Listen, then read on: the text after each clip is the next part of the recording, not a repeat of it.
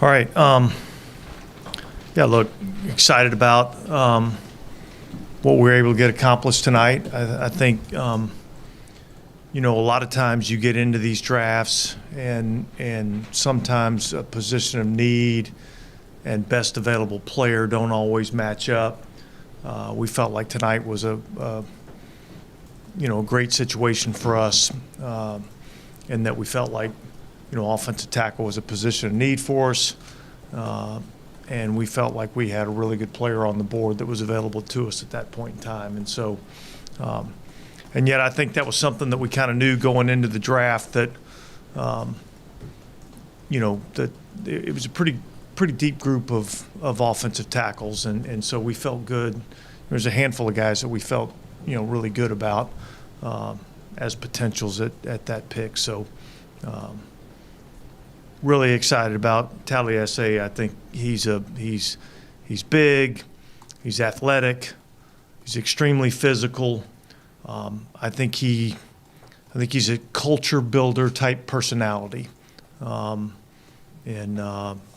think obviously we liked what we saw on the tape, and then we sat down and had an interview with him at the Combine and really fell in love with him because we just felt like he was our type of person. Does his experience, like in the wide zone scheme, does that make it easy to kind of project how he would fit into this? Well, yeah, but I think every team to some extent runs a version of the wide zone, and look, there's a lot of teams in college football that are running, zone scheme blocking. So, but obviously we were able to see him do it, and I just think he's a tough physical player, and I think that's something that that's what we want to be as a football team. And I think, if you want to be that as a football team, it kind of starts up front with your offensive and defensive lines, and I think he'll bring that demeanor to our group. Obviously, did the tackles kind of play out the way you thought they would ahead of you? You never really know how it's going to play out, and like I said, there was a handful of guys that we really liked, and we felt like they were all very comparable and very close in terms of talent level, and so they were all graded, pretty closely, and so we felt like there was a good chance that, we'd have one or two of them looking at us at 14, and obviously with 6 quarterbacks going off the board, it pushed a couple other position players down to us. So I think we were fortunate in that regard. Do you envision him on the left side, the right side, kind of two? Yeah, look, I think this. I think, look, he's an offensive tackle. I know he can play right. I feel very confident that he can go over and play on the left-hand side. I don't think that's a decision that we have to make right now. I think we see how the rest of the draft plays out. I think we see how, there's always a little bit of a free agent period, after the draft where some guys become available. So I think we know he's going to play offensive tackle, and I feel like he's going to be a pretty good one for us. So you don't see him possibly being a guard at this level or being projected as a guard at this level? That obviously doesn't sound like you're. Yeah, that's not where we're going to start out. Look, I think he can play. Only position that I'm not quite sure whether he plays as center, but I think he could play, either side and have some inside-outside flex. Dennis, did you guys consider moving back at all? Well, look, we considered a lot of different things, and yet you kind of have to see how the draft plays out and what's available to you when you get to your pick, and if your guy's there that you really, really want, it doesn't make a lot of sense to back up. So there was a scenario, that where we potentially could have backed up a spot or two, but that didn't play out. You mentioned sort of his culture building mentality. What was it about your conversation with him or maybe people around him that were? Yeah, look, I think he's kind of a guy's guy. And I think he's got kind of a tough guy demeanor to him. And I think, I think that's something that we can use, up front. I mean, I think he was one of the more mature people that we talked to. I mean, I think, I think he's a grown man, and I think that's good for that position. Obviously, it'd be kind of dangerous to say we're gonna fill this in the draft, but I mean, did this affect any decisions in free agency, thinking you guys had a pretty good shot at getting a tackle in the draft? Well, look, I think all those things are factors that you take into account. Obviously, look, with free agency happening before the draft, like, you have no idea what's going to happen in the draft. So, but yet at the same time, we did feel like, as you go through free agency and you're looking at how you're going to fill out your team, if you didn't feel like there was an offensive tackle, if it wasn't deep in the draft, then we may have been a little bit more aggressive in free agency. But yet, we felt like it was a deep position and didn't feel like we had to force anything, early on in free agency. Is a defensive guy, were you kind of surprised that first 14 picks were offense, and was there like consideration to say, I mean, I know you got your guy, but just kind of a lot of good defensive players were still on the board? Yeah. Well, look, when you have 6 quarterbacks go, in the first, what was it, 12 picks or 11 picks, whatever it was, 12 picks I think it was, there's 6 quarterbacks that come off the board, and we knew it was, kind of thought, there's a good chance Bowers might go up there in that area, and we knew there was a lot of offensive linemen that were going to go. So I don't know that I was shocked, and yet I would say that's a little unusual. Did you end up with a cloud that had, like, as you were nearing your pick, that had a Bowers and an edge rusher and an offensive tackle, or I mean? I'm not going to get into exactly how the board was, but yet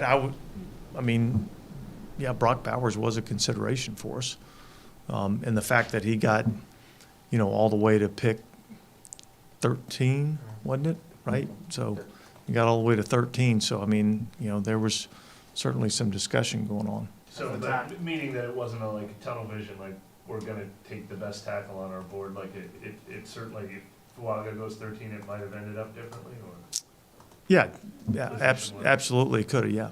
DA, the other day, Mickey, I think, said there were still a couple of musts maybe on the roster you all needed. I mean, is it fair to characterize tackle? I mean, was this a must for you all?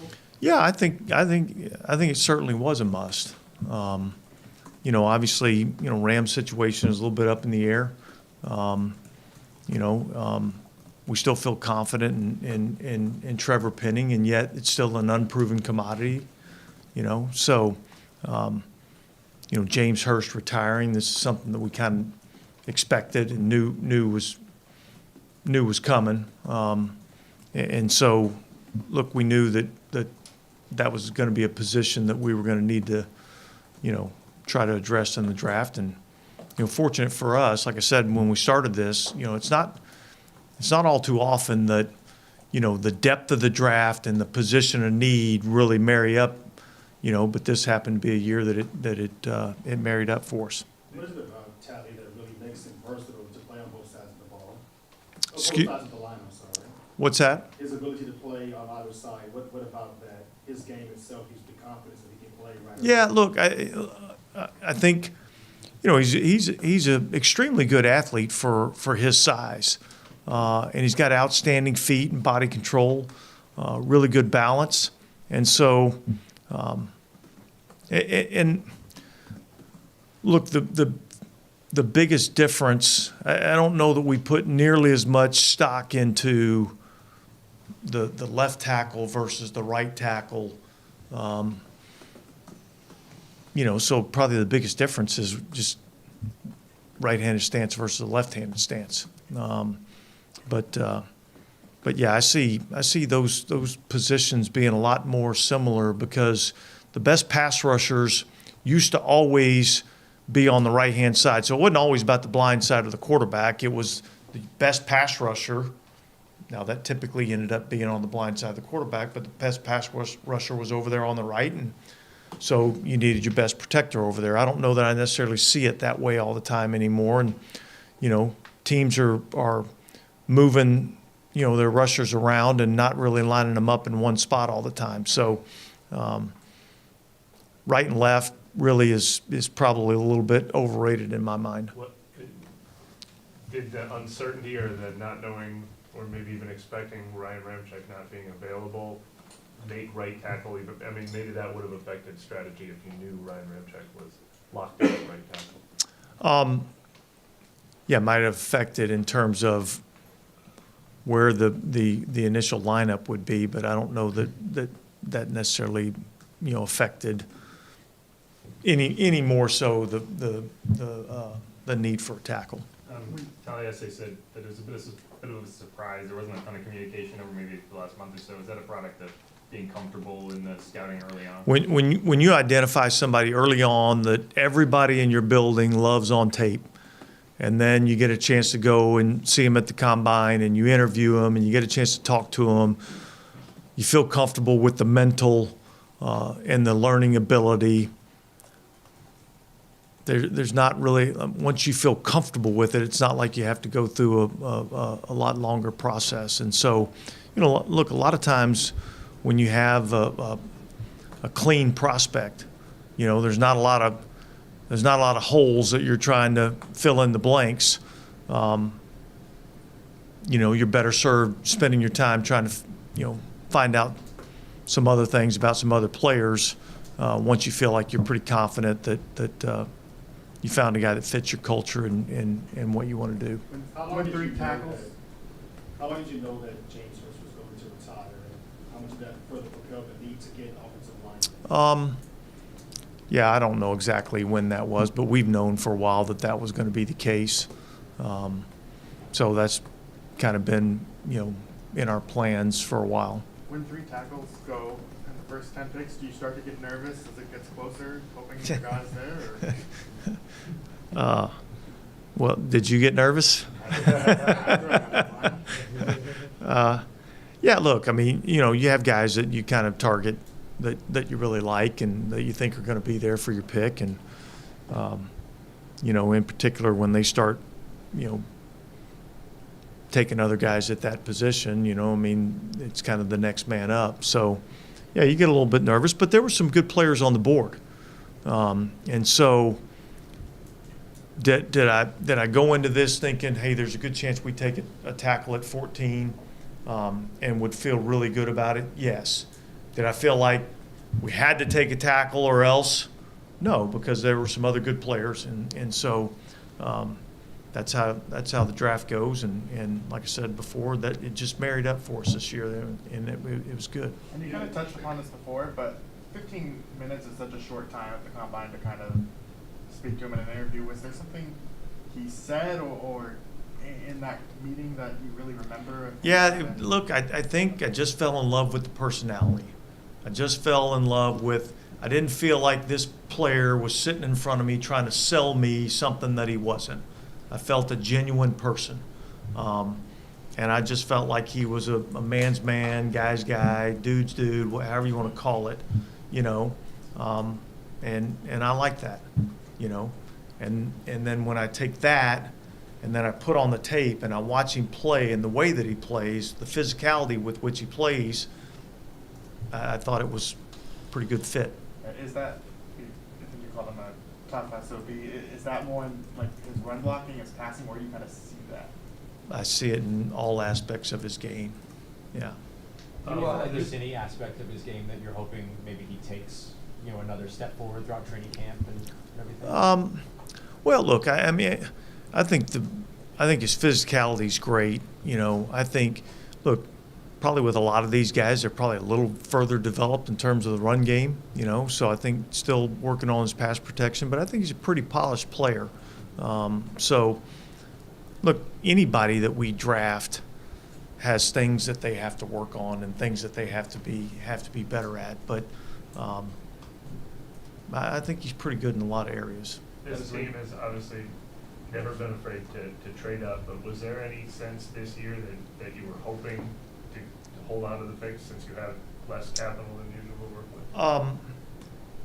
Well, yeah, and yet, if a player that you highly covet is in a position that you can go get him, and you're maybe concerned that somebody else might be able to get that player before you, I think that's always something that you have to consider. And so, but again, like I kind of said from the outset, we felt like there was going to be a run on receivers. We felt like there was going to be a run on quarterbacks. I didn't think it'd be 6. And then we felt like there was going to be, a run on tackles, and we felt like there was a handful of them that we liked, and then you throw in a couple of defensive players that we felt like could go in the top, 10 to 12 picks. We didn't feel like there was a sense that, man, we better go up. And then as you watch the draft happen, you feel a little bit more confident that some of those players are going to be there. Sort of Let me ask you along the about similar looking ahead lines for- of that, Go ahead. the scenario you mentioned about trading back, did another team call when you guys were on the clock and present that, or is that something you were just exploring before the board fell the way it's- Yeah, as not when we were on the clock, but shortly before we were going to be on the clock, there were some teams that were looking to potentially move up, and so and then as we got on the clock, we decided we're going to sit here and take our pick. Mickey was saying yesterday or Tuesday that sometimes when you go back, that you risk, it's like too far back where you would miss the player. What were kind of the offers that you received, maybe that too far back range? Well, look, yeah, there were some that were pretty close and some that were a little further back. And again, when it got time and we were on the clock and it was ready for us to pick, there's really not any sense screwing around. Got the guy you like. It's in a position of need.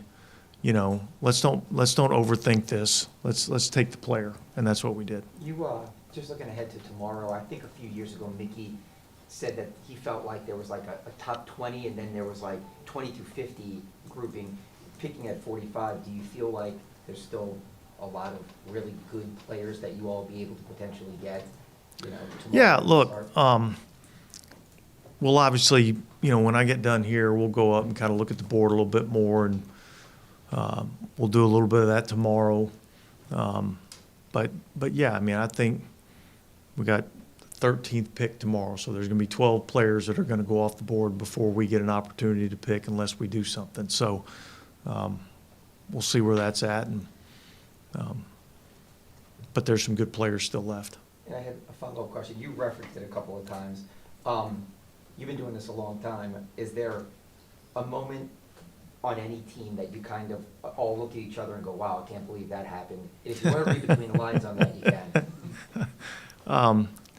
Yeah, look, there's always picks that are kind of surprising to you, and so, but I think I just focus a little bit more on what we need to do and how we need to improve our team. Atlanta will make things interesting for you as a defensive coach. Just got 2 new quarterbacks on their team this year. Yeah, look, we'll see how that goes, but I don't think that's anything that's kind of uncommon. We've seen that, throughout the league.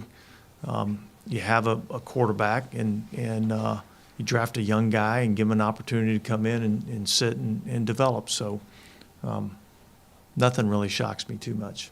Dennis, I'm sure that you're drafting a guy at 14th overall. There's a lot of tape you like a player, but is there anything in particular that just really stood out, like a particular game where you're like, wow, that's... Well, I don't know if I want to say a particular game, but they're like, again, I've said this. I just think like his play temperament, the toughness and the violence that he plays the game at, that really caught my eye.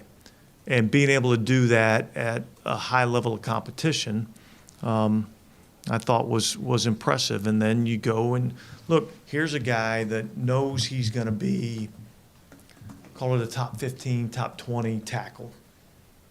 And he goes to the Senior Bowl and competes in the Senior Bowl. That doesn't happen very often. But that tells me a lot about the player and his willingness to go out and compete regardless of the circumstances. So that was impressive to me.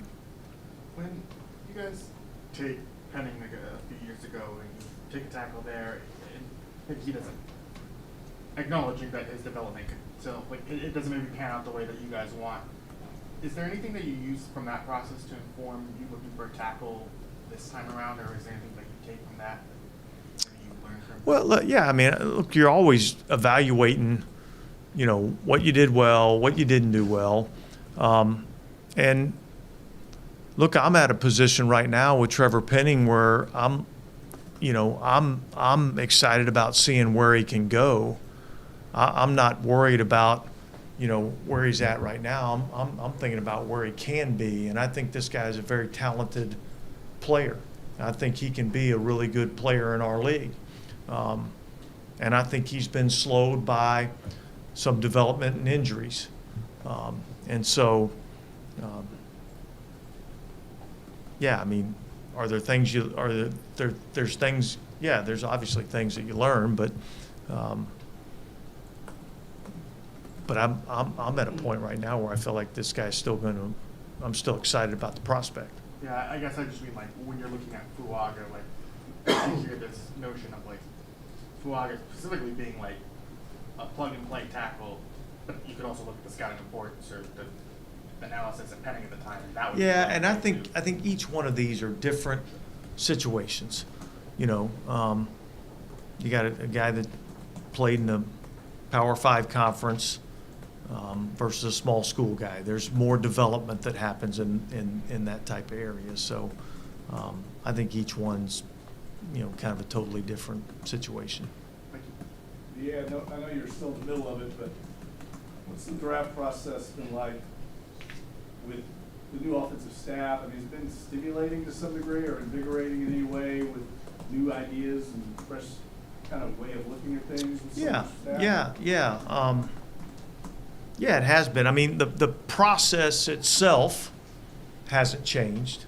But obviously, you know, new scheme, kind of new philosophy. And so with that maybe comes a little bit of a change in the type of player that you're looking for. So it's been good to go through that process. You know, obviously, look, there's a learning curve that goes along with this. Like I listen to and hear what these coaches have to say in terms of players, and yet I don't know exactly where they're at as evaluators until you kind of go through the process and you start to learn as you go through. And obviously we're biased, so the more they see it the same way I do, the more I think they're a better evaluator, and vice versa, I guess. So, but yeah, look, I think it's been fun. It's been exciting to see these guys come in, the way they've worked, the way they've really tried to be detailed in everything that they're doing. And look, I can't wait. We're going to start football school on Monday, so it'll be really kind of the first time that we've really had an opportunity really to meet with the players and kind of get into the schematics of what we're going to do. There was some early kind of critical evaluations of Fuaga based on his arm length. And I'm just curious about how much stock do you really put in something like that when it's a reasonable disparity from what the ideal prototype might be? Yeah, well, I would say he's not as short lengthwise as maybe the way you're describing it to me. I don't know what, I mean, obviously, look, anybody can use whatever prototypes they want to use. We've got our standards that we think, is prototype in our league. And yeah, his arms are a little shorter than maybe we would like. So if we want to punch a hole, let's punch that hole. But yet, there's good players that maybe don't have quite the length, and so I didn't see that. There's times where you watch it and you say you see it on tape and you see where it's a problem, and then there's times where you're like, I don't really think that's a factor. And look, all these players have things that, negatives, I'll call them, right? But it's like, can they overcome those deficiencies? And he's certainly been able to do it. Just to be clear too, when you mentioned that there are times where you watch it and you can see it, and there are times where you watch it and you don't necessarily see it, are you saying that there's times on? I'm saying more or less when I'm watching players and you see a lack of length show up, not this player in particular, I would say I don't really see it show up as much on his tape. All good? All right, thanks, guys. Thank you.